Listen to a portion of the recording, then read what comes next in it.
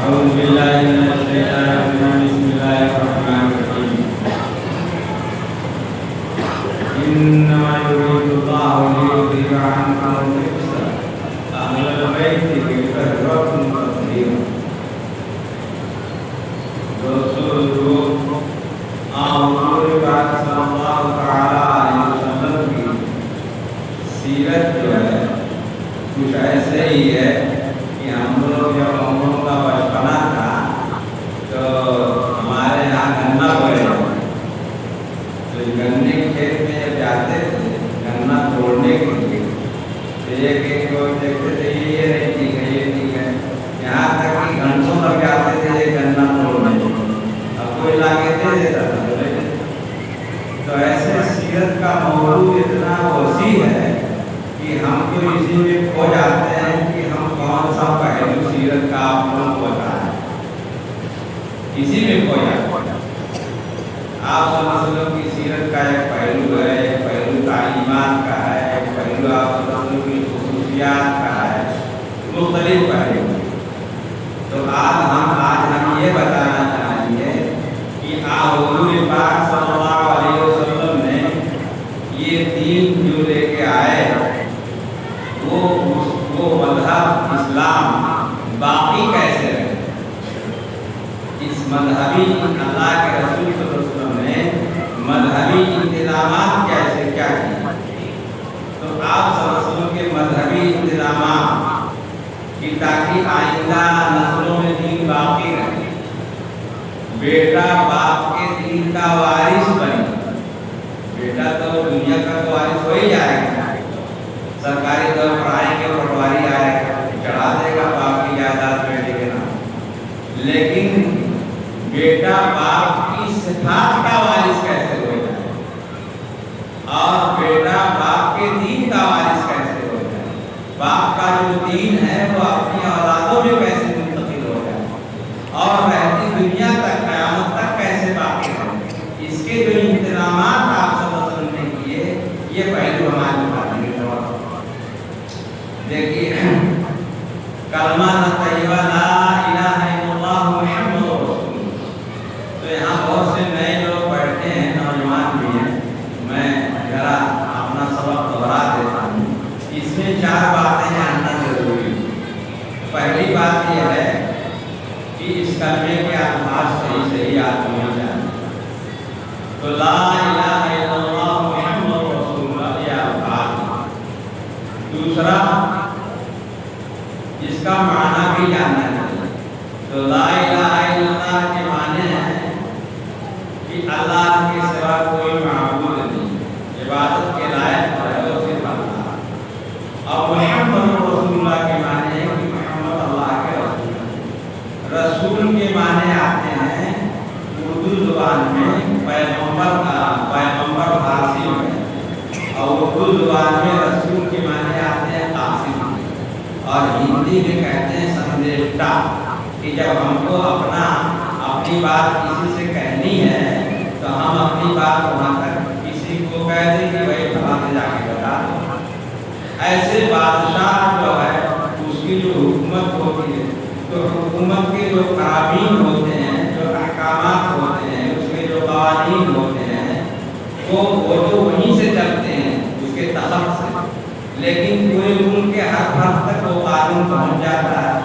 وہ سمجھ جاتے ہیں کہ ہاں یہ اس کا حکم ہے اس کے خلاف کرنا چاہیے لیکن بادشاہ فردن ایک سے کہنے نہیں آتے تو ایسے اللہ تبارک تعالیٰ کے جو احکامات ہیں جو اس کے قانون ہیں جو حکم ہے اس کا کس کام کس سے اللہ راضی ہوتا ہے کس سے ناراض ہوتا ہے وہ فردن نہیں کہنے آئے گا وہ اپنا ایک رسول اللہ پاک منتخب کر لیتے ہیں اور وہ جا کر کے لوگوں تک وہ پیغام پہنچاتے ہیں تو اللہ تعالیٰ نے ایسے 1,24,000 پیغمبروں کو منتخب کیا رسولوں کو اپنا احکام پہنچانے کے لیے اچھا ایک بات یہاں یہ بھی سمجھنے کی ہے کہ وہ رسول جو اللہ پاک نے طے کیا کہ اپنے احکام بندوں تک پہنچانے کے لیے انسانوں کے لیے تو کیسا کیا ہوگا فرشتہ ہوگا کہ انسان ہوگا فرشتہ نہیں ہوتے، کیونکہ اگر وہ فرشتہ آ کے کہے گا لوگوں سے کہ اللہ کا یہ حکم ہے، اللہ کا یہ پیغام ہے، اس کو مانو، اس میں تمہاری لیے دنیا میں کامیابی ہے، آخرت میں نجات ملے گی، تو لوگ کہیں گے ہمارا تم سے کیا جوڑ ہے؟ تم فرشتے ہو، تمہارے تو نہ آل ہے نہ اولاد ہے، نہ تمہارے کوئی تجارت ہے نہ دھندا ہے، نہ تم کو کھانا ہے نہ پینا ہے، تمہاری تو اللہ کا نام لو، تمہاری غذا مل گئی، تمہارا ہم سے کیا جوڑ ہے؟ تم پر نہ کوئی بیماری آتی ہے نہ کوئی تم کو جو ہے امیری نہ غریبی کسی تمہارا تعلق ہی نہیں۔ تو اس لیے جو اگر رسول ہوگا، رسول اللہ پاک بنائیں گے انسانوں کے پاس اپنا پیغام بھیجنے کے لیے، تو انسان ہی رہے ہے نا۔ چنانچہ آپ صلی اللہ علیہ وسلم نے رسول جو بنا کے بھیجا تو بشر ہی کو بھیجا، انسان ہی کو بھیجا، اسی کو منتخب کیا، اور نبیوں کے اوپر وہ سارے حالات آئے، وہ بیمار بھی ہوتے تھے، ان کو تندرستی بھی تھی اور بیماری بھی ہوتی تھی، اور اسی طریقے سے ان کے اوپر خطرات بھی دشمنوں کے لائق ہوتے تھے، اور اسی طریقے سے وہ غریبی بھی ان پہ آتی تھی۔ آپ صلی اللہ علیہ وسلم کے بارے میں بتایا گیا ہے، ایک کسی شاعر نے کہا جس کے گھر میں مہینوں نہ چولہا جلا، مرتے دم جس کے گھر میں دیا تک نہ تھا، سے گزر کے دیے اس دریا بہا، کوئی محروم در سے نہ سائل گیا۔ آپ صلی اللہ علیہ وسلم کی صفات میں بتایا کہ کسی سائل کا سوال رد نہیں کرتے، اور حالات یہ تھی کہ آپ صلی اللہ علیہ وسلم کے گھر میں چولہے تک نہیں رہتے، تو نبیوں کے اوپر بیماری بھی، مرض بھی، اور اسی طریقے سے جو ہے غریبی بھی، ہر طرح کے حالات۔ یہاں اگر علماء کرام بیٹھے ہیں تو میں بہت اشارتاً ان کو بتا دیتا ہوں، اب آپ لوگوں کو سمجھانے میں مجھے بہت پھیلانا پڑے گا، بہت پھیلانا پڑے گا، جب جا کے آپ سمجھیں گے۔ میں علماء کرام سے بتا رہا ہوں، حضرت عائشہ رضی اللہ تعالیٰ عنہ سے پوچھا گیا کہ آپ صلی اللہ علیہ وسلم کے اخلاق، تو کہا انہوں نے کہا نا خلقہ القرآن، قرآن کو پڑھ لو، بس وہی قرآن آپ صلی اللہ علیہ وسلم کے اخلاق ہیں۔ تو اب جو علماء کرام ہیں میں بتا رہا ہوں، سن لیں۔ قرآن پاک کے اندر جو اسماء الحسنی و عقائد نبی، قرآن پاک کے اندر جو احکامات ہیں وہ اعمال نبی، قرآن پاک کے اندر جو قصص اور حکایات ہیں وہ احوال نبی، جیسے جیسے حالات آئے ایسے ایسے نبیوں کے واقعات کو زندگی،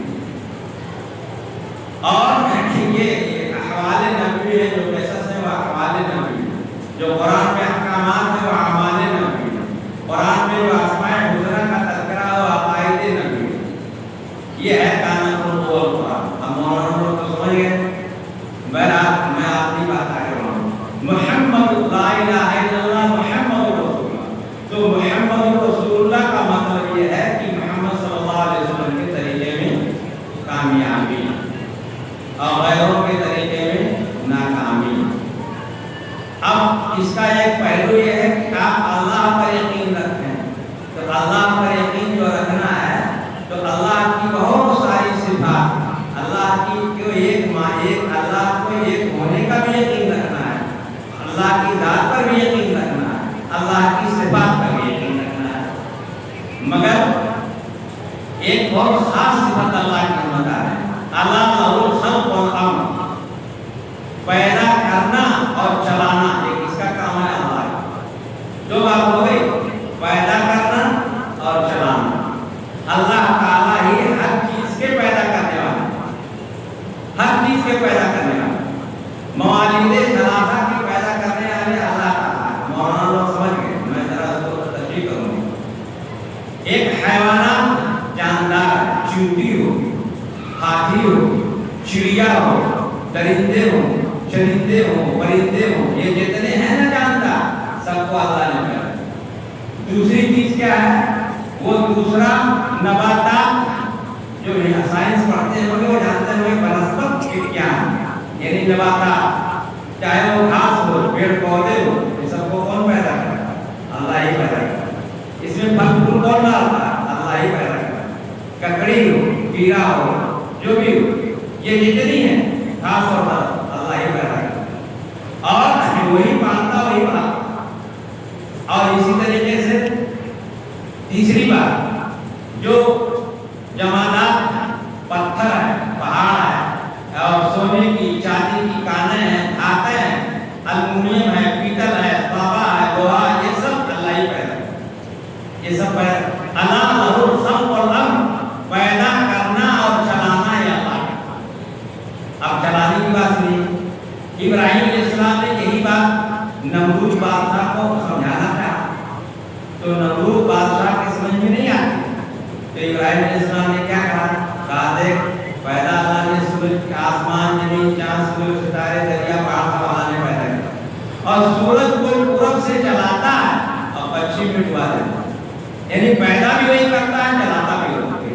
और जब तक वो चला रहा है, हम चल रहे हैं, जिस दिन उसका हुक्म आ जाएगा नहीं तो फिर हम नहीं चलेंगे। अच्छा बताइए, 10 पैसा 5 पैसा चावली भी चलती थी कि नहीं चलती थी, लेकिन हुक्म आ गया सरकार का, तो चाहे तिजोरी मत रखो, चाहे रोड पे फेंक दो, बराबर है।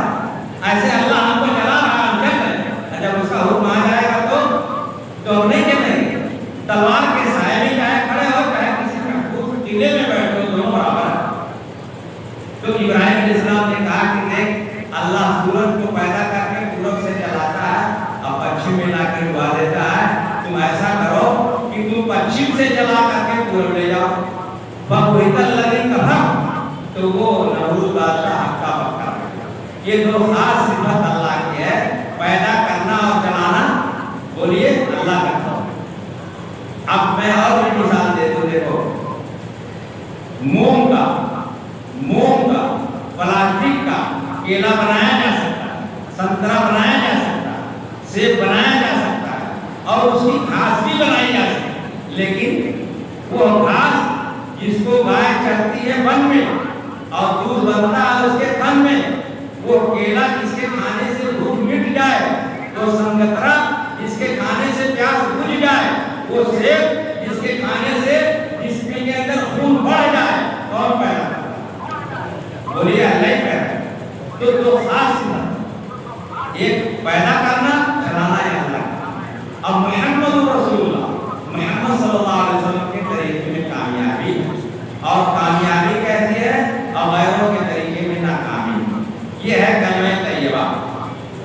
और मोहम्मद सल्लल्लाहु अलैहि वसल्लम ये आखिरी नबी है, सब नबियों ने दावत दी है, वहदानियत की, अल्लाह के एक होने, लेकिन जो बाद में नबी आए वो मोहम्मद सल्लल्लाहु अलैहि वसल्लम आए, उनको खातमुन नबीय्यीन कहते हैं, तो खातमुल मुरसलीन कहलाते हैं कि ये आखिरी नबी है और यहीं से नबूवत का दरवाजा अब बंद है, नबूवत का सिलसिला खत्म हो गया। तो खातमुन नबीय्यीन का मतलब तकमीले नबूवत की, तकमीले नबूवत की है, यहाँ नबूवत मुकम्मल हो गई। और उसका उसकी मिसाल ऐसे समझिए, जैसे आसमान के अंदर, अरे उधर क्या देख रहे हैं, जानते नहीं, मैं सूफी आदमी हूँ, सूफी ये बात करता हूँ, बताइए दिन के उजाले में ज्यादा दिखाई देता है कि अंधेरे में? हाँ, उजाले में क्या है, तो तारे तो बहुत ऊपर है, क्यों नहीं दिन में दिखाई देते? हाँ, तो उनकी कब सुलझती है? अंधेरे में, उजाले में? अगर उजाले में सुलझती है तो तारे तो बहुत दूर है, दिन में क्यों नहीं दिखाई देते? अब सारे नबियों को आप समझ लीजिए कि सितारे 1,40,000 जितने हैं, और आखिरी नबी जनाब मोहम्मद रसूलुल्लाह सल्लल्लाहु अलैहि वसल्लम को आप ऐसे समझिए सूरज है, समझ रहे हैं ना? तो आखिरी नबी जो मोहम्मद सल्लल्लाहु अलैहि वसल्लम आए और इन्हीं की नबूवत चलेगी क़यामत, उसका ये मतलब नहीं है कि खत्म नबूवत करके उन्होंने सारे नबियों की नबूवत छीन लिया और हमारी चलेगी, दूसरे की नहीं चलेगी, ऐसा नहीं है। सूरज जब निकला है तो सूरज निकलने का मतलब नहीं है कि उसने सारे सितारों की रोशनी छीन ली, क्यों है? सूरज ने सारे सितारों की रोशनी छीन ली? छीना नहीं है, सारे सितारों की रोशनी बाकी है, मगर सूरज की रोशनी इतनी तेज है कि उनकी सब रोशनी बाहर पड़ गई, अब सूरज ही की रोशनी में सब चल रहे हैं। तो आखिरी नबी जनाब मोहम्मद रसूलुल्लाह सल्लल्लाहु अलैहि वसल्लम को जो अल्लाह पाक ने नबूवत फरमाई, वैसी नबूवत सूरज की जैसे, और वो इतना बड़ा सूरज है कि सारी रोशनी गायब हो गई, सितारों की गायब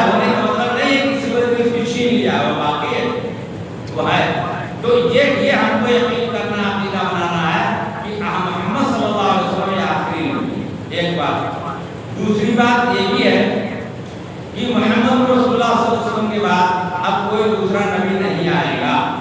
اب آپ کہیں کیوں نہیں آئے گا؟ تو ہم اس کی دلیل دیتے ہیں کیوں نہیں آئے گا۔ اس سے پہلے جتنے نبی آتے تھے اور تو ان کے ساتھ اللہ پاک ایک کتاب دے کر بھیجتا ہے۔ ہدایت کے دو راستے، ایک تو کوئی ایک کتاب ہو اور ایک اس کے ساتھ نبی ہو۔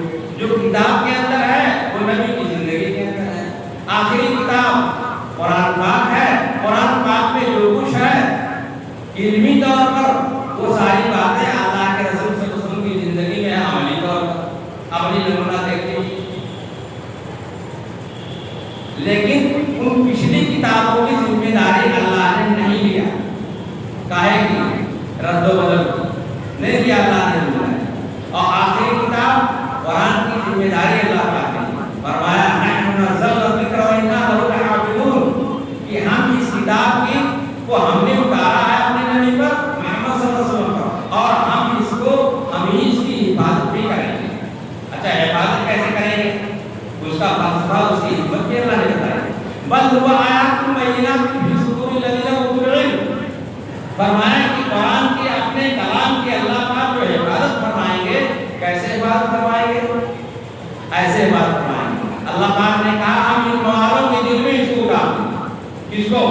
قرآن پاک۔ ارے اللہ کی کتاب کو یاد کر لیے تھے حضرت عزیر، تو لوگ کہتے تھے اللہ کا بیٹا ہے، دیکھو اللہ کی پوری کتاب یاد کر لیا دوا۔ اب قرآن کے یاد کرنے والے ہزاروں لاکھوں ہیں، کوئی گنتی نہیں، ان کی بے شمار ہے۔ تو اللہ پاک نے کہا ہم اس کی حفاظت ایسے کریں گے کہ اس کو علم والوں کے دل میں اتار دیں گے، لفظ اتار دیں گے، معنی اتار دیں گے، اس طرح حفاظت کریں گے۔ تو ظاہر سی بات ہے کہ جب اس کے اندر کوئی تبدیلی نہیں ہے اور قیامت تک کوئی تبدیلی ہو ہی نہیں سکتی رد و بدل، تو پھر دوسرے کتاب کی دوسرے نبی کی کیا ضرورت بتائیے؟ عقلاً سمجھ میں آ رہی بات نا؟ تو آپ اللہ تعالیٰ نے ایک طرف تو اعلان کر دیا کہ دوسرا نبی نہیں جائے، دوسرے نبی کو نہیں بھیجیں گے، دوسری کتاب نہیں بھیجیں گے، اور ضرورت بھی نہیں ہے بھیجنے کی، اس لیے کہ اللہ نے اس کی حفاظت کی ذمہ داری لی ہے، اس میں کوئی تبدیلی نہیں ہوگی، کوئی ملاوٹ نہیں ہوگی۔ تو بھائی جب کوئی ملاوٹ نہیں ہوگی، کوئی تبدیلی نہیں ہوگی، تو دوسری کتاب کی دوسرے نبی کی ضرورت نہیں ہے۔ اور پچھلے جو انبیاء آتے تھے تو ان کی کتابوں میں رد و بدل ہوتا ہے۔ اچھا رد و بدل کون کرتا ہے؟ ملاوٹ کون کرتا ہے؟ جو بہت ہوشیار ہوتا ہے ملاوٹ کرتا ہے، بیوقوف آدمی کیا ملاوٹ کرے گا؟ جو چالاک ہوتے ہیں ہوشیار وہی ملاوٹ کرتے ہیں۔ تو ان کتابوں میں ملاوٹ کون کرتا ہے؟ وہی کتاب کے جاننے والے علماء پیشوا جو تھے نا ان نبیوں کے، وہی لوگ ملاوٹ کرتے ہیں، اس میں ملا دیتے تھے اپنی طرف سے، اور مصلحت تک ملاتے تھے، مصلحت بھی ملا دیتے ہیں۔ ملانے آدمی ملاوٹ کب کرتا ہے؟ یا تو لالچ میں کرے گا یا تو دھمکی میں کرے گا۔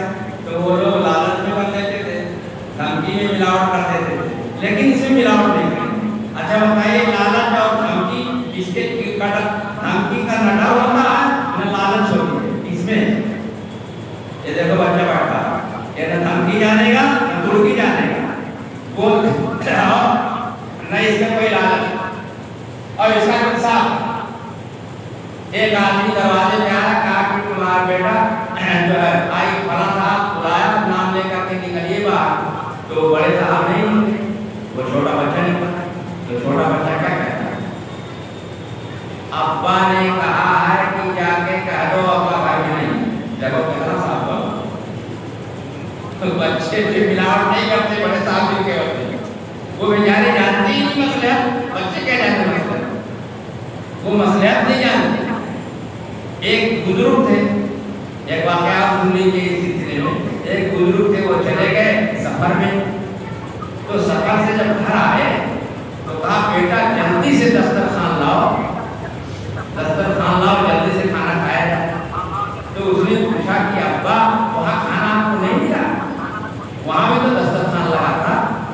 کہا ہاں بیٹا وہاں دسترخوان لگا تھا، لیکن میں نے کھانا کم کھایا اور نماز لمبی پڑھا تاکہ میرے مصافحہ والے، میرے عقیدت والے، میرے ماننے والے، سلام کرنے والے پڑھ جائیں اور مجھ کو لوگ دور جانے اور میری طرف لوگ مائل ہو جائیں۔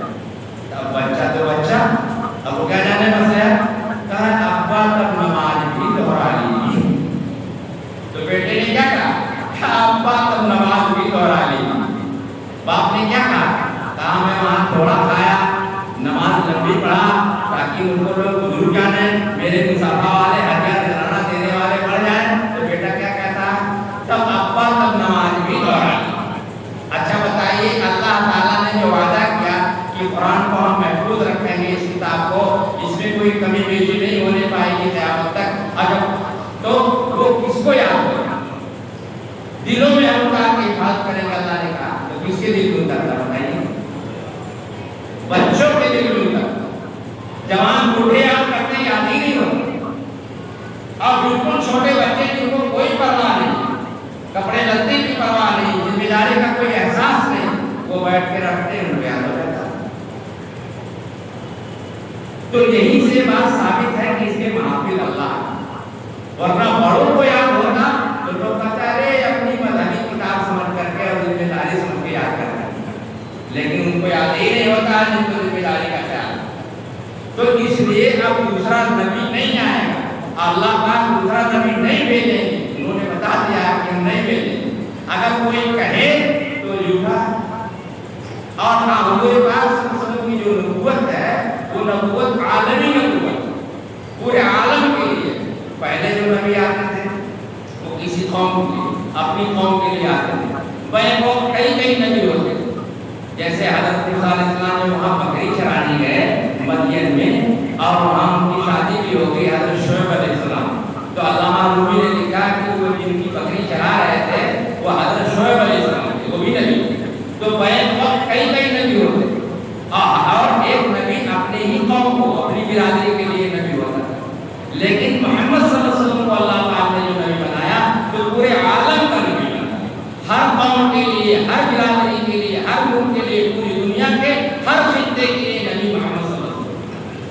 اب یہ نہیں کوئی کہہ سکتا کہ صاحب یہاں وہ نبی جو ہے افغانستان کے ہیں اس لیے ہندوستان میں دوسرا آئے گا. نہیں، وہ ہر پوری دنیا کے لیے نبی ہے، عالمی نبی، اور خاتم النبی کہ اس کے بعد دوسرا نبی نہیں آئے، اور اس کے بعد دوسری کتاب نہیں آئے گی، کیونکہ اس کے اندر کوئی رد و بدل نہیں. یہ تو ہمیں عقیدہ رکھنا ہے محمد صلی اللہ علیہ وسلم. اور دوسرا کیا؟ پہلی بات میں بتا دیا کہ اشہد ان لا الہ الا اللہ و اشہد ان محمدا عبدہ و رسولہ. دیکھو اس کا معنی ہے کہ اللہ کے بندے ہیں کون؟ محمد صلی اللہ علیہ وسلم، اور اللہ کے رسول ہیں محمد صلی اللہ علیہ وسلم. اور کیسے رسول ہے؟ آخری رسول. کیسے رسول ہے؟ عالمی رسول. کیسے رسول ہے؟ جو ہے وہ خاتم النبی.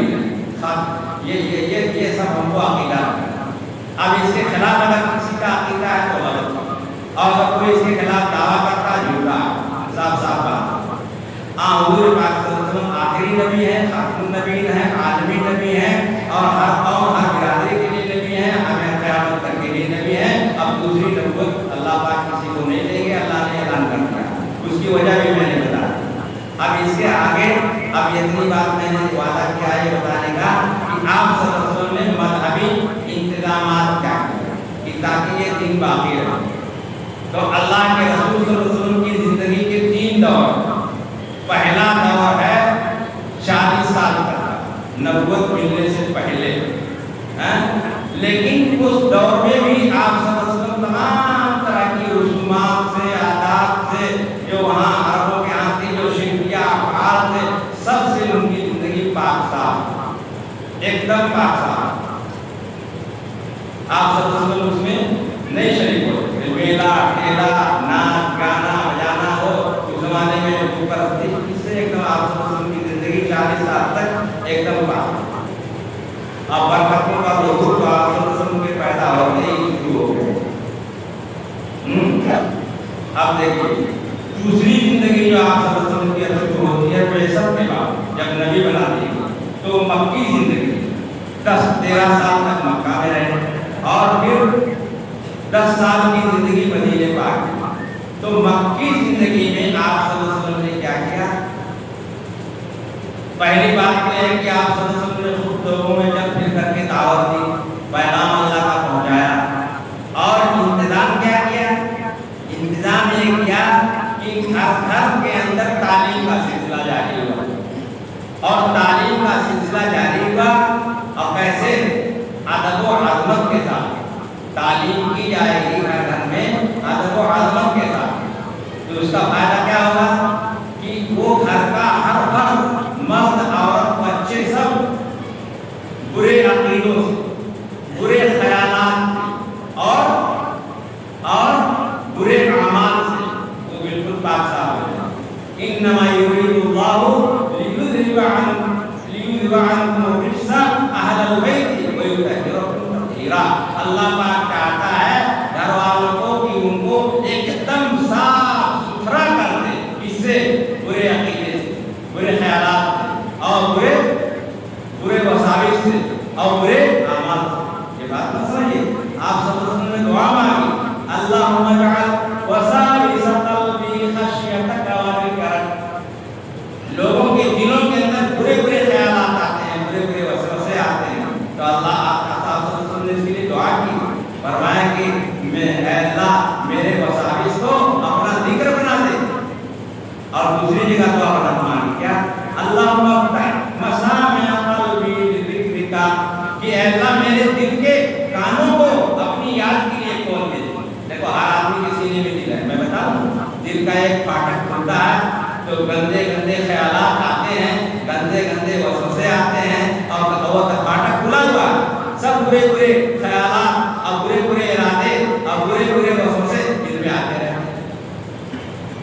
اور جب دوسرا پھاٹک کھلتا ہے اور وہ بند ہو جاتا ہے تو پھر اس کے اندر اللہ کی یاد اچھے ارادے نیک کاموں کا جذبہ اس طرح کے خیالات اور ارادے دل کے اندر پیدا ہونے لگے.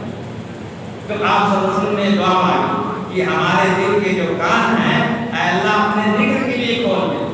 تو ان برے ارادوں سے برے خیالات سے برے وسوسے سے برے اعمال سے برے عقیدوں سے کب پاک ہو جائیں گے؟ اس کے لیے آپ صلی اللہ علیہ وسلم نے تعلیم کا سلسلہ لگایا. ایک مشہور واقعہ کہ حضرت عمر رضی اللہ تعالیٰ عنہ جا رہے تھے وہیں سے نعیم بن عبداللہ مل گئے تو انہوں نے کہا کہ ارے عمر کہاں جا رہے ہیں خیریت تو ہے. کہا میں جا رہا ہوں اس نبی کا سر طلب کرنے جا رہا ہوں جبرائیل چکا دوں گا جو محمد یہاں پیدا ہو گئے اور سارا جھگڑا ہو گیا ہمارے ملک میں. تو انہوں نے کہا اچھا اس کا تیور بڑا ہوا ہے تو ہوشیار آدمی سے کہا اس کو گھما دے. بس گھما دیا انہوں نے ذہن پھرا دیا.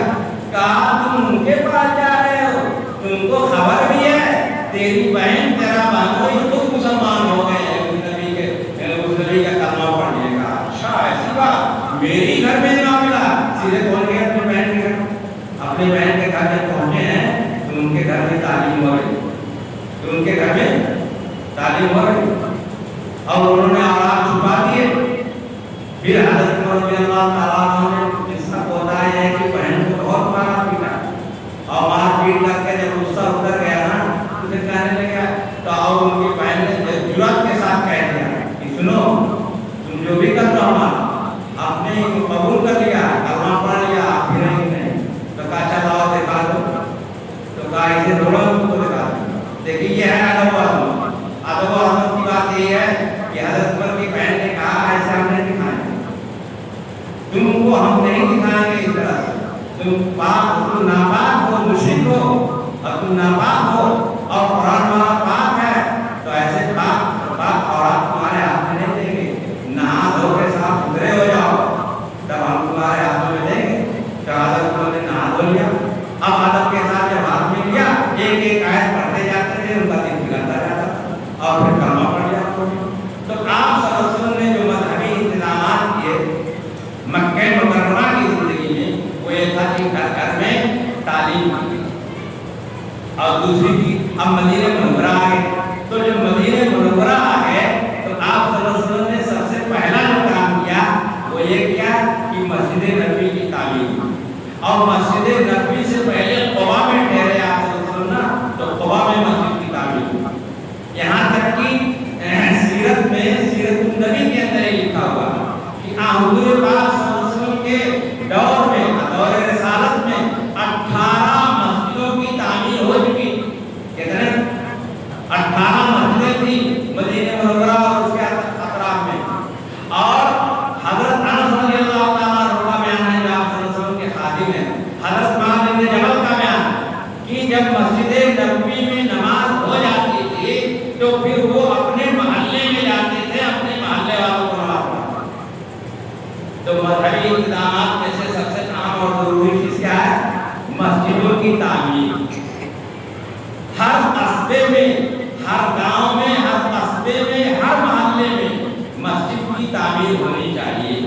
مسجد رہے.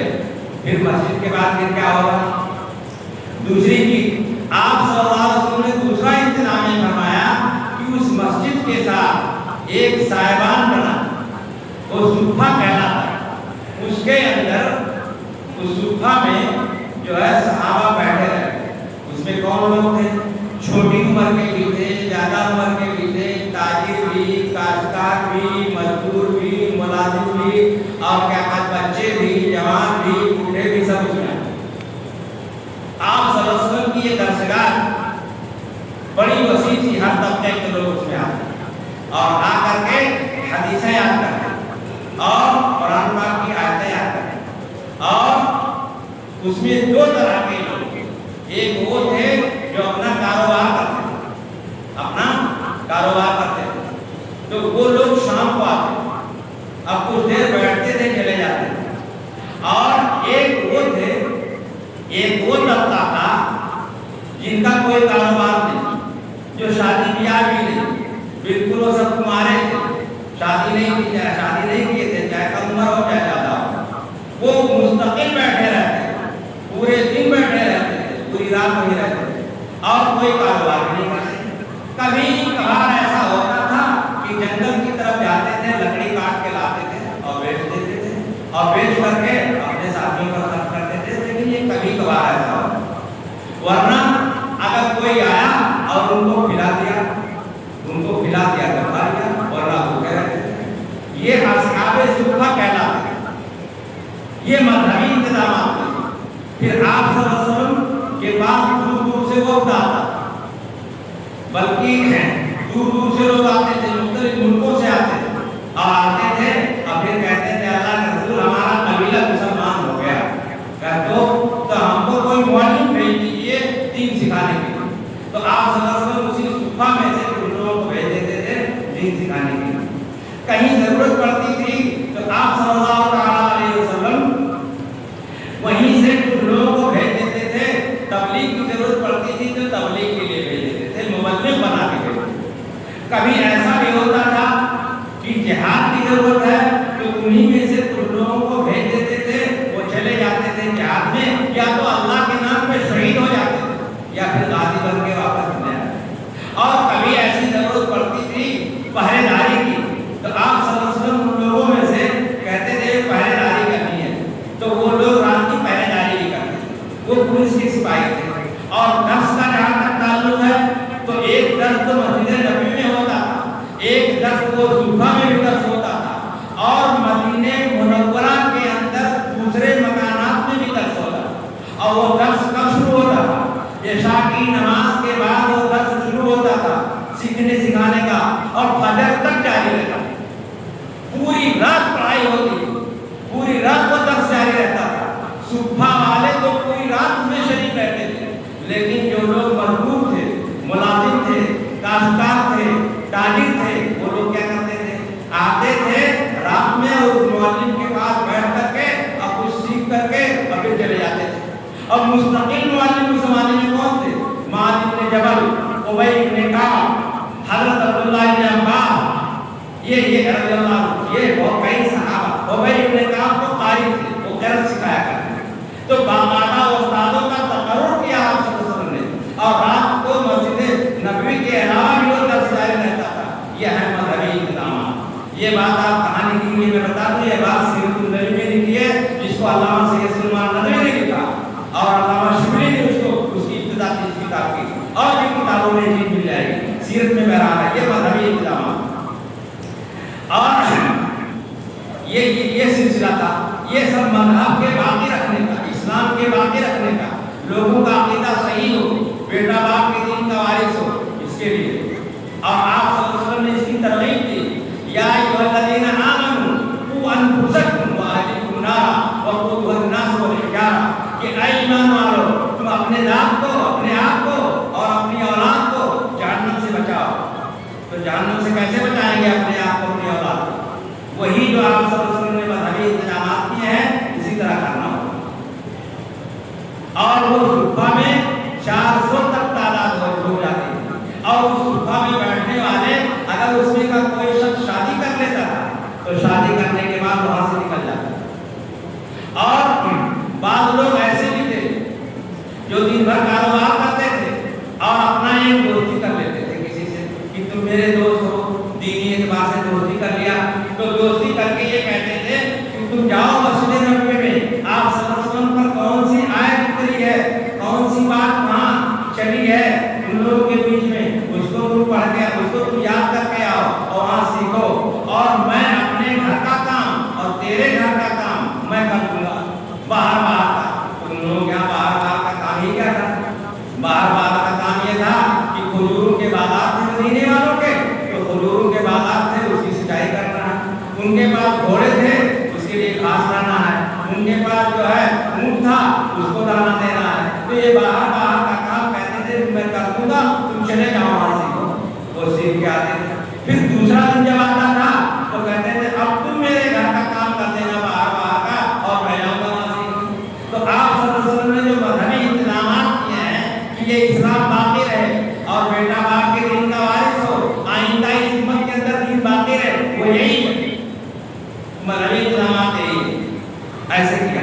لیکن اب دیکھیے اس کی شکلیں دیکھیے، اب اس کی شکل یہ ہے کہ ہر آدمی اپنے دل میں یہ طے کرے کہ ہم اپنے محلے میں مسجد بنائیں گے، نہیں ہے مسجد تو مسجد بنائیں گے، اور اپنے محلے کے اندر ہم جو ہے مسجد میں تعلیم کا نظام بنائیں گے، اور جیسے آپ اللہ تعالیٰ نے کہا کہ تمہارے گھر سے اب بالکل تمہارا گھر پاک صاف ہو جائے، تمہارے گھر والے صاف ستھرے ہو جائیں، برے عقیدے سے، برے خیالات سے، برے ارادوں سے اور برے وسوسوں سے، اس کے لیے تم گھر کے اندر تعلیم کرو۔ کاہے کی تعلیم کرو گے؟ اس کو بھی اللہ پاک نے بتایا تعلیم کس کی کرو؟ من آیات اللہ والحکمت، پہلی تعلیم تو یہ کرو فضائل کی، جس میں یہ بتایا جائے گا کہ اس عمل کے کرنے پر کیا فائدہ ملے گا۔ قرآن پاک پڑھنے سے اللہ کی محبت پیدا ہوتی ہے، دل کا ضرر دور ہوتا ہے اور ایک ایک حرف میں نیکی ملتی ہے، یہ اس کو فضائل کہتے ہیں جس میں اعمال کا بھاؤ ہوتا ہے۔ اور دوسری چیز ہے وہ مسائل ہیں، والحکمت سے مراد مسائل ہیں، یعنی جس میں اعمال کی شکلیں بتائی جاتی ہیں۔ ایک آدمی مغرب کی نماز 3 فرض ہے 4 پڑھ لے، ہو گئی نا؟ نہیں ہوئی، کیوں 4 پڑھ لیا؟ 3 ہے، 4 رکعت نماز عشاء کی فرض ہے، کوئی 3 ہی پڑھ لے، ہو گئی نہیں ہوگی؟ تو اس کی کیا شکل ہوگی، اس کی کیا حیثیت ہوگی، رکوع کیسے کریں گے، سجدہ کیسے کریں گے، نیت کیسے باندھیں گے، رکوع میں کیا پڑھیں گے، سجدے میں کیا پڑھیں گے، اور کیا چیز میں چھوٹ جائے گی تو نماز ہی نہیں ہوگی، کیا چھوٹ جائے گا تو اس پہ سردر سہو کرنا پڑے گا، اس میں مسائل کہلاتے ہیں۔ تو ایک کتاب تو اس کی پڑھنا چاہیے۔ ہمارے اس زمانے میں بہت چھوٹی سی ایک کتاب آتی ہے، ہندی میں آتی ہے، ہندی بھی آتی ہے، اردو میں بھی ہے، مختلف زبانوں میں۔ اس کتاب کا نام تعلیم الاسلام، چھوٹی سی ہے، اس میں سب نماز کے، روزے کے، غسل کے سارے مسائل بتائے گئے۔ تو یہ گھر کے اندر تعلیم کرنا، یہ مذہبی انتظامات آپ سب سن لیجیے۔ اگر یہ چیز نہیں ہے تو بیٹا باپ کے دین کا وارث نہیں ہوگا۔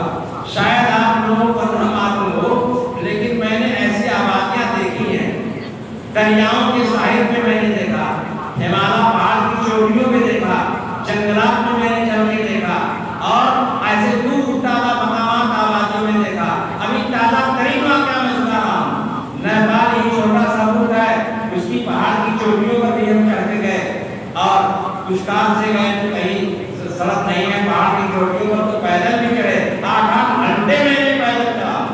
ہماچل پردیش کی 6000 فٹ اونچی پہاڑ کی چوٹیوں پر 8 گھنٹے، صبح 12 6 بجے کا نکلا، شام کو 6 بجے پہنچا ہوں، 12 گھنٹہ، اور 12 گھنٹے میں 8 گھنٹہ میں چلاؤں گا پیدل، چڑھو اترو چڑھو اترو چڑھو اترو، 50 بستیاں 50 گاؤں میں نے دیکھے، اور وہاں مسجدیں نہیں ہیں، ایسے نیپال کی چوٹیوں پر دیکھا، پہاڑ کے دامن میں نے دیکھا، وہاں کوئی دین کی روشنی نہیں پہنچی، وہاں مسجدیں نہیں ہیں، جو مذہبی انتظامات آپ صلی اللہ علیہ وسلم نے کیے کہ سب سے پہلے چیز مسجد ہو، مسجد نہیں ہے، وہاں مسجد میں کوئی تعلیم دینے والا نہیں ہے، گھروں کے اندر کوئی تعلیم، گھروں کے اندر بھی جب گھر کے لوگ نہیں پڑھے تو گھر میں بھی تعلیم نہیں ہے، ان کی پوری زندگی جانو وہ جیسی ہے۔ نیپال وہ ملک ہے جہاں باپ کے دل میں نہیں ہے شادی کرنا، نہ بیٹے کی شادی نہ بیٹی کی شادی باپ کے دل میں نہیں ہے، بیٹی بیٹا خود اپنا تلاش کر کے شادی کر لے۔ ایسے ایسے لوگ ملے، ایسے ایسے لوگ ملے کہ وہاں کوئی نکاح پڑھنے والا نہیں، وہاں کوئی مسئلہ بتانے والا نہیں، وہاں انسانوں کی زندگی کوئی سکھانے والا نہیں،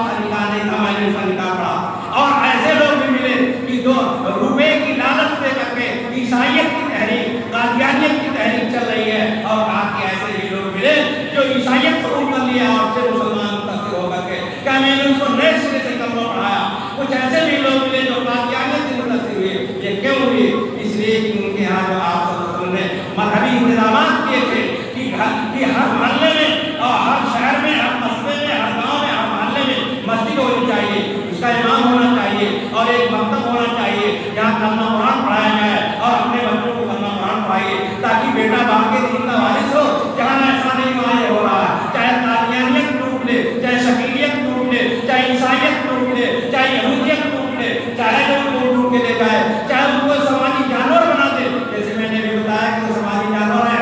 کئی عورتیں مرد ایسے ملے جن کی اولاد ہے, ایک ایک دو دو بچے ہو گئے ہیں, ان کا نکاح تک نہیں ہوا ہے, لیکن وہ کہتے ہیں ہم خاندانی مسلمان ہیں. میرے بیٹی نے بتایا میں ان لوگوں کے نکاح پڑھے. آج میرا بیٹا نیپال کی جماعت دے کر کے بھوپال میں موجود ہے, چیلا لگانے آیا. وہ ذمہ داروں میں سے جو وہ پھر اس کے بعد مجھ کو لے گیا. پھر میں نے جا کر کے وہ آبادیاں دیکھی, وہ گاؤں دیکھے. تو اگر یہ مذہبی انتظامات آپ صلی اللہ علیہ وسلم نے جو کیے تھے, اگر آج ہم مسلمانوں نے نہیں کیا تو ہماری اولادوں کو, ہماری آئندہ نسلوں کو کوئی بھی لوٹ لے گا, کوئی بھی لوٹ لے گا. دیکھیے اسی کے ساتھ ساتھ ایک چیز یہ بھی ہے, صفات ہیں. حضور پاک صلی اللہ تعالیٰ علیہ وسلم نے کچھ صفات بھی چھوڑی ہیں, کچھ خصوصیات بھی چھوڑی ہیں. تعلق مع اللہ ہے, اللہ اور جو ہے اپنے اندر تواضع انکساری کی صفت ہے, آہوداری ہے, یہ سب صفات ہیں. یہ کتابیں پڑھنے سے نہیں ملتی ہیں, یہ کتابیں پڑھنے سے صفات نہیں ملتی ہے.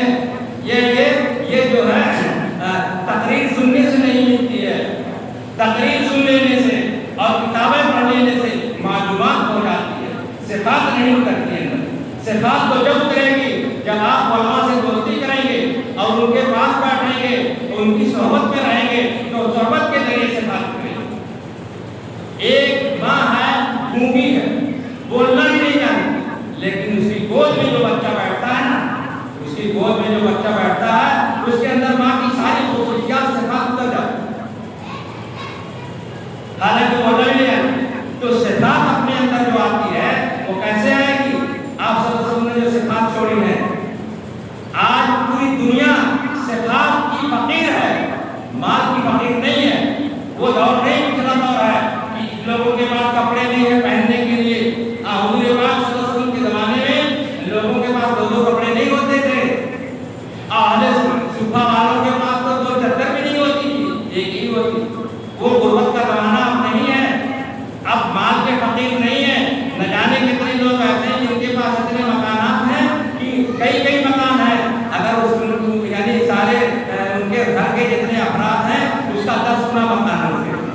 اور لوگوں کے پاس 10 جوڑے, کپڑے کی کمی نہیں ہے, کھانے کی کمی نہیں ہے. آج کل بہت زیادہ لوگ غریب نہیں ہے, فقیر نہیں ہے مال کے, لیکن فقیر ہے تو کس کے فقیر بتائیے؟ صفات کے فقیر ہے. ایک عالم کہہ رہا ہے اپنے بیٹے کو مالدار بنا کے مرنا چاہیے, اپنے اولادوں کو, بیٹے کو اولاد کو مالدار بنا کے مرنا چاہیے, مال کا دھنی بنا کے مرنا چاہیے. تاکہ جو ایک لڑکا وہاں کھڑا ہے کہ اس لڑکے نے اس عالم کو زبردست جواب دیا, وہ آپ سن لیجیے, وہ آگے زر سے لکھنے کے لائق, سونے کے پانی سے لکھنے لائق اس لڑکے کی بات. برجستہ اس لڑکے نے اس عالم سے کہا تم عالم ہو کے یہ کہہ رہے ہو کہ بیٹے کو مال کا دھنی بنا کے مرنا چاہیے. اور اس کے بعد کہا ہاں اسی لیے مال کا دھنی بنا کے بیٹے کو مرنا چاہیے تاکہ بیٹا چند دنوں کے اندر وہ ساری دولت گنوا کر کے اور جامع مسجد کی سیڑھی پر بھی. ارے سن لو, بیٹے کو صفات کا دھنی بنا کے مرنا چاہیے, بیٹے کو صفات کا دھنی بنا کے مرنا چاہیے. آپ اپنی اولاد کو صفات کا دھنی بنا کے مرنا, جب مریں گے تو تمہاری اولاد بھوکی نہیں مرے گی, جہاں رہے گی عزت سے رہے گی. اور اگر بیٹے کو صفات کا دھنی نہیں بنایا, بیٹے کو دیندار نہیں بنایا, دین سے صفات نبی پاک صلی اللہ علیہ وسلم کی صفات کا دھنی نہیں بنایا, تو کیا ہوگا؟ وہ وہی ہوگا کہ چند دنوں میں اپنی کہانی سے ساری دولت گنوا کر کے سارا دن جامع مسجد کی سیڑھی پر بھیک مانگے گا. اور دنیا نے دیکھا ہے کہ سلطنت امیہ جو گزری ہے, بنو امیہ سلطنت کے بادشاہوں نے اپنی اولادوں کو مال کا دھنی بنایا, ملک کا دھنی بنایا. ان کی اولادیں صفات کی دھنی نہیں تھی, اس لیے کیا ہوا ان کا یہی ہوا کہ چند دنوں میں اپنی سلطنت, اپنی دولت سب کچھ گنوا کر کے جامع مسجد کی سیڑھیوں پر بھیک مانگ رہے تھے. عمر ابن عبدالعزیز سے ان کے اولادوں نے کہا ابا آج دنیا سے جا رہے ہیں, کیا دے کے جا رہے ہیں؟ تو انہوں نے کہا بیٹا میں تم کو صفات کا دھنی بنا کے جا رہا ہوں. اگر تم صفات کے دھنی ہو اور تم دیندار ہو, تم باپ کے دین کے وارث ہو, باپ کے صفات کے دھنی ہو, تو سن لو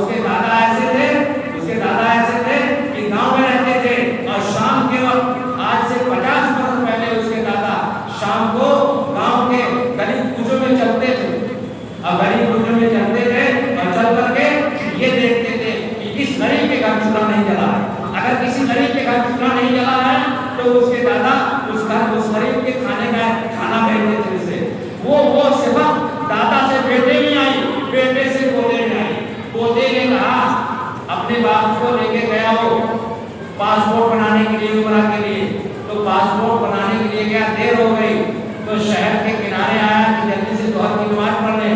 ظہر کی نماز پڑھ لیا, عصر کا وقت ہونے لگا. تو اسی شہر کے کنارے اس محلے میں ایک غیر مسلم موجود تھا اور وہ 2 گائے پالے ہوئے تھا اور گائے کا دودھ نکال کر کے سویرے شہر میں بھیج رہا. اس لڑکے نے کہا کہ جو ہے مجھ کو بھی دودھ پلا دے, میں بھوکا ہوں, مجھ کو پلا دے, آدھا لیٹر پلا دے, آدھا لیٹر پلا دے. تو اس نے بہرحال اہتمام کیا اور گرم کر کے اس کو دیا پینے کی. آدھا لیٹر دودھ پینے کے بعد 100 کروڑ دیا.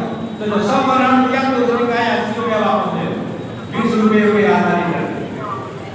تو اس لڑکے نے کیا کہا کہ تم رکھ لو. تو آپ اس کی لڑکی سے کہہ رہا رکھ لو, تو اپنے ماں کا منہ دیکھتی ہے کہ یہ کون سا نواز لڑکا 15 سالہ کہتا رکھ لو, کہا رکھ لو. اس کے بعد آیا کہتا ابا یہ غریب آدمی ہے, یہ گائے پالتے ہیں اور غیر مسلم ہے, غریب ہے, ان کا گزر بسر اسی میں ہے کہ 2 گائے کا دودھ ہوا اور بیچ دیا اور اس کا جو ہے راشن خرید کے لاتے ہیں. ان کی یہی مدد ہے, ان کی یہی مدد ہے کہ مقررہ قیمت سے زیادہ ان کو دیتے ہیں. اسی لڑکے کا ایک واقعہ کہ مراد آباد سے وہ اپنے مدرسے سے نکلا اسٹیشن, اس کے ساتھ 3 لڑکے. اور جب اسٹیشن پہنچا تو راستے میں ایک اور بیٹھ گئی, اس نے پیسہ دیا کہ تم جاؤ, چلی گئی. اسٹیشن پہ اترا, 100 روپیہ دے رکشے والے کو, 100 روپیہ جب رکشے والے کو دیا تو اس نے 70 روپے کاٹ کر کے 30 واپس کیا. تو اس نے کہا رکھ لے اور 100 رکھ لے, پورا رکھ لے, پیسہ مت واپس کر. یہ صفات جو اس کے اندر آئی ہے, یہ صفات کتاب پڑھنے سے نہیں آتی, تقریر سننے سے نہیں آتی. جو صفات کا حامل ہوگا, جو نبیوں کی صفات کا حامل ہوگا, اسی کے پاس بیٹھنے سے اس کی صحبت سے ملتی ہے. یہ ایسا نہیں ہے کہ حضور پاک صلی اللہ علیہ وسلم کی صفات اور خصوصیات ہے, کہ حضور پاک صلی اللہ علیہ وسلم جو ہے معمولی قیمت میں جو کوئی سامان خریدتے تھے تو مقررہ قیمت سے زیادہ دیتے.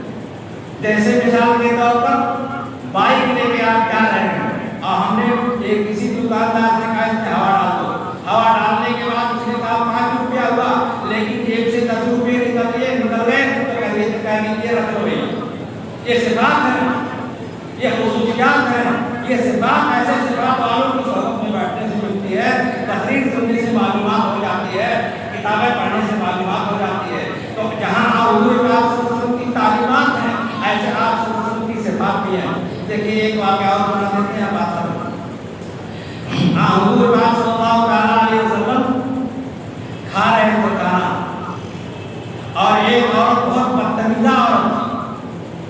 اس زمانے میں بہت بدتمیزہ عورت تھی, مشہور تھی. بہت سے لوگ ہوتے ہیں باتوں باتوں میں گالی دیتے ہیں, گالی دے کے بات کرتے ہیں. تو وہ بے ادب بدتمیزہ جا رہی تھی اور اللہ کے رسول سے انتہائی بے ادبی سے کہا کہ دیکھو کھا رہے ہیں نا, دوسرے کو نہیں پوچھتے, خالی اپنا کھا رہے ہیں. یہ حدیث کا مفہوم ہے. خیال کے صحابہ میں روایت کی ہے, جو عالم اور لوگ نے دیکھ لیں. تو آپ صلی اللہ علیہ وسلم نے فرمایا کہ لے بھائی تو بھی کھا لے. تو آپ صلی اللہ علیہ وسلم نے اس کے آگے کی طرف جو لقمہ بڑھایا نا, تو انتہائی بے ادبی سے کیا کہتی ہے, وہ کہہ رہی ہے کہ جو ہے میں وہ نہیں کھاؤں گی. پھر کیا کھائے گی, کہا منہ میں جو لقمہ چبائے ہو وہی منہ سے لقمہ نکال کے منہ کو وہی کھاؤ. آپ صلی اللہ علیہ وسلم نے انگلی ڈال کے اور لقمہ منہ سے نکال کر کے جب چبا رہے تو اس کو دے دیا, اس نے کھا لیا. تو باادب ہو گئی, وہ باادب ہو گئی, ساری بدتمیزی کی ختم ہو گئی, وہ باادب ہو گئی. دیکھیے جب بچہ پیدا ہوتا تو کہتے ہیں کسی نیک صالح آدمی کو لاؤ, آپ اسے تحریک کراؤ. تحریک پوچھنا لوگوں سے کیا چیز ہے.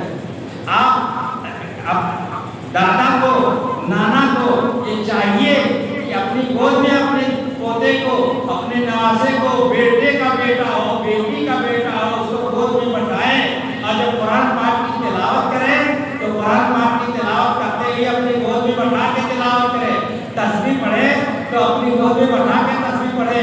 جو ماں اپنی گود میں بچے کو لے کر کے اور وضو کر کے دودھ پلاتی ہے اور درود شریف پڑھتی ہے تو اس کے دل کے اندر جو ہے پیٹ میں جو ہے دودھ جاتا ہے, پیٹ میں جو دودھ جاتا ہے اور اس کے دل میں درود شریف کا نور جاتا ہے.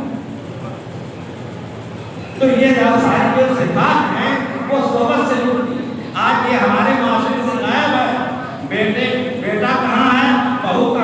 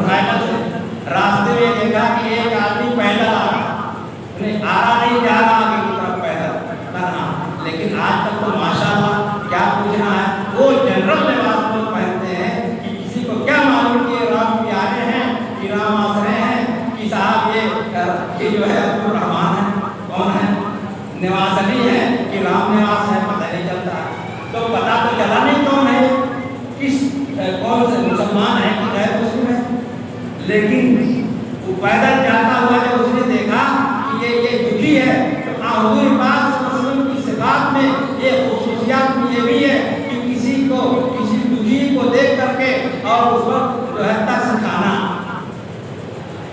خلق ہے، کیا کہتے ہیں خدا ترسی اور خلق ترسی، یہ دو چیزیں جن کا خلاصہ ہے اللہ سے ڈرنا اور اللہ کی مخلوق پر ترس کھانا، یہ صفت ہے، یہ ایسی صفت ہے کہ ایسی صفات کا جو آدمی ہوگا کہ اس کے پاس بیٹھیں گے تو ملے گا۔ تو اس نے کہا اچھا ٹھہرو، اب اس نے اپنی بائک کو روکا اور روک کر کے اتر کے کہا کہ جو ہے تم وہیں رہنا وہیں رہنا، آنا نہیں میری بائک پر، تو ہی کھڑے ہو اپنی بائک کے پاس، یعنی 10 قدم کی دوری پر کہا آنا نہیں میرے پاس، بھیو اور اس کو نہیں روکا، اور پھر اپنی بائک سے باٹل میں تیل نکال کر کے اور کہا یہ پٹرول ڈال لو، آگے پٹرول پمپ ہے لے لینا، اور اتنا ڈال دیا کہ اگر اس میں پٹرول پمپ پہ تیل نہ ملے تو آگے جا کے لے لو، وہاں تک چلے گا۔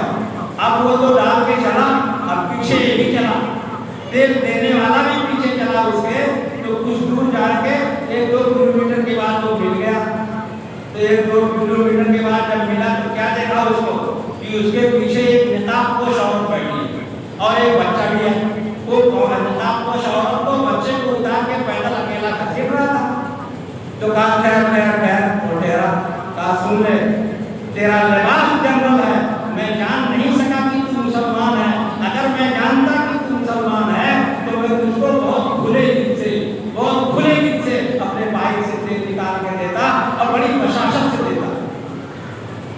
کیوں اس کی وجہ بتائی، کہا دیکھ میرے بائک میں جو ڈگی ہے اس میں بڑے جانور کی میں نے کلیجی رکھی ہے، اور یہ علاقہ سب انہی لوگوں کا ہے اور یہاں بالکل ممنوع ہے، بہت بڑا جرم ہے، تو مجھے ڈر اس بات کا تھا کہ اگر تو میری بائک کے پاس آیا اور میں نے تیل نکال کے دیا اور تو اس کی خوشبو سونگ گیا اور پتہ چل گیا کہ ڈگی میں اور بڑے گا کہ کلیجی رکھا ہے اور بوٹی رکھا ہے کلیجی کی، تو مجھ کو تم لوگ بوٹی بنا دیتے۔ تو ایک طرح میرے دل میں خوف تھا کہ کہیں تم کو پتہ نہ چل جائے تو میری بوٹی بنا دو، ایک طرح میرے دل میں یہ ڈر تھا کہ اگر میں مجھ کو تیل اپنی بائک سے نکال کے نہ دوں تو پسینہ ایک دوسرے کو پہلے جا، یہ کیا چیز ہے؟ دل میں درد پیدا ہو جانا، امت کی بے دینی کا درد ہو جانا، امت کی غریبی کا درد ہونا، امت کی بیماری کا درد ہونا، یہ درد کا پیدا ہونا، یہ مستقل جو ہے یہ صفت ہے، یہ دل کی صفات ہے۔ آپ صلی اللہ علیہ وسلم نے یہ خصوصیات کی صفات بھی چھوڑی، اور یہ اگر کسی کے دل کے اندر سختی ہے، نرمی نہیں ہے، تو سمجھ لیجیے کہ اس کے اندر نبی کی صفات نہیں ہے۔ اس کو اللہ پاک نے قرآن میں بیان کیا کہ ارے تم انسان ہو، تمہارے سینے میں دل ہے کہ پتھر ہے، فرمایا پتھر سے زیادہ سخت ہو۔ ثم قست قلوبكم من بعد ذلك فهي كالحجارة أو أشد قسوة وإن من الحجارة لما يتفجر منه الأنهار وإن منها لما يشقق فيخرج منه الماء وإن منها لما يهبط من خشية الله۔ یہ اللہ تعالیٰ نے پتھر کی 3 صفات بیان کی۔ ایک پتھر وہ ہے پہاڑ کا جس سے پھوٹ کر ندیاں بہتی ہیں، جھرنے نکلتے ہیں، پھوٹ کر اسے ندیاں بہتی ہیں۔ آج دیکھ لیجیے ہمارا پہاڑ سے وہ جو ندیاں نکلی ہیں بہار میں لوگوں مچا دیا، بہار والے تباہ ہے، اصل ہمارا پہاڑ سے پانی آتا۔ دوسرا پتھر وہ ہوتا ہے لما یشقق فیخرج منہ الماء، کہ وہ پتھر پھٹ جاتا ہے، پہاڑ پھٹ جاتا ہے، پتھر پھٹ جاتا ہے، اور پھوٹ کے دھارا تو نہیں بہتا، ندی تو نہیں بہتی ہے، مگر تھوڑا ہی صفائی نہیں ہوتا۔ اور ایک پتھر وہ ہوتا ہے جو بالکل پہاڑ کی چوٹیوں پر ہے، ہزاروں فٹ کی اونچائی پر چوٹی پر ہے، اور وہ چوٹی کا پتھر اور اس پتھر کی چٹان اس چوٹی سے پہاڑ کی چوٹی سے ایسے لڑکتی ہوئی زمین پہ آ جاتی ہے۔ اور اس کو انہوں نے بتایا اللہ پاک نے کیسے آتی ہے لڑکتی ہوئی، وَإِنَّ مِنْهَا لَمَا يَهْبِطُ مِنْ خَشْيَةِ اللَّهِ، وہ پتھر کی جو پہاڑ کی چوٹی ہے اس کی چٹانیں اللہ کا خوف کھا کر کے اور نیچے لڑک کے چلی آتی ہے۔ لیکن انسان کا دل اس پتھر سے بھی زیادہ سخت ہے، کبھی سختی میں نہیں ہے، کبھی اپنا سر زمین پر نہیں پڑتا۔ تو یہ قساوت قلبی، یہ دل کی سختی کہ کسی مریض کو، کسی غریب کو، کسی بھوکے کو، کسی ننگے کو، کسی کے دکھی کو دیکھ کر ترس نہ آئے اور دل کے اندر درد نہ پیدا ہو، یہ صفت کہاں ملے گی؟ یہ صفت وہاں ملے گی جو ایسے درد والے ہیں جنہوں نے سلسلہ بسلسلہ آپ صلی اللہ تعالیٰ علیہ وسلم سے، آپ صلی اللہ علیہ وسلم کے سن سے ملا صحابہ کو، صحابہ سے تابعین کو، تابعین کو تبع تابعین کو ملا، پھر محدثین کو ملا، جیسے حضور پاک صلی اللہ علیہ وسلم کے علم نبوت کا سلسلہ آج تک باقی ہے اور سارے علوم باقی ہیں، ایسے حضور پاک صلی اللہ علیہ وسلم کے دل کے اندر جو نرمی تھی، جو وہ مخلوق پر ترس کھانا تھا اور جو اللہ کا جو خوف تھا، وہ صفت بھی ایک دوسرے کے سینہ بسینہ منتقل ہو رہی ہے۔ اور آج بھی ہے جو میں نے واقعہ سنایا ہے بائک سے تیل دینے کا، وہ کوئی پرانا واقعہ نہیں، اسی زمانے کا واقعہ۔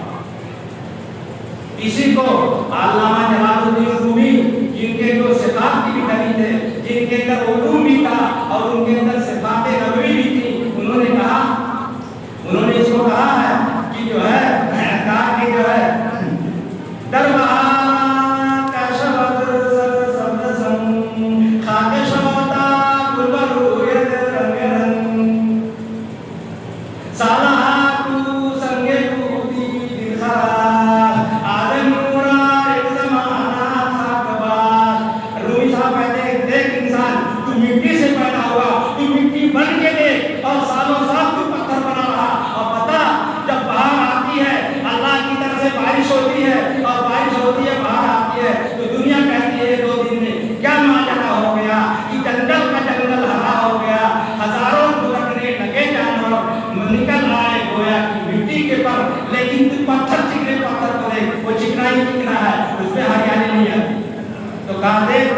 تو جو ہے مٹی سے پیدا ہوا انسان تو مٹی بن کے دے اور جو ہے پتھر بن کے دے رہا، تیرے سینے میں پتھر ہے، تیرا دل پتھر ہے، اس لیے تیرے اندر اخلاق کا سبدا، ترس کھانے کا سبدا، اللہ سے ڈرنے کا سبدا اور اللہ کی مخلوق پر جو بھوکوں کو کھلانے کا اور ان کو جو ہے ننگوں کو پہنانے کا یہ درد تیرے اندر نہیں پیدا ہوگا، یہ سبدا تیرے اندر نہیں پیدا ہوگا۔ اور پھر آگے کیا کہا؟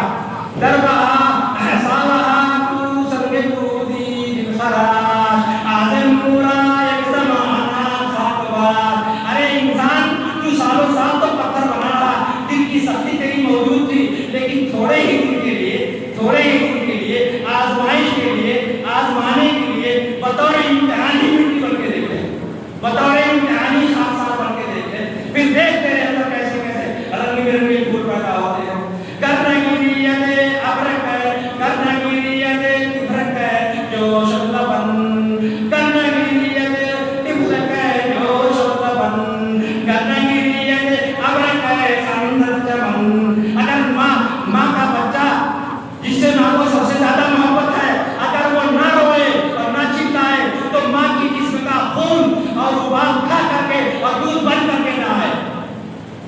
ایسے ہی 70 ماہ کے برابر محبت کرنے والا اللہ ہے، لیکن آسمان اگر نہ روئے تو زمین پر جمن نہ چلے گا، بچہ نہ روئے تو ماں کا دودھ ماں کی مامتا نہ ابالتا ہے، اور آسمان نہ روئے تو اللہ تعالیٰ اس زمین پر سبتا نہیں ہوتا۔ تو اللہ کے سامنے رو کے تو دے، اس کے سامنے سر پر ڈھک کے تو دے، کیوں پتھر بنا ہوا ہے؟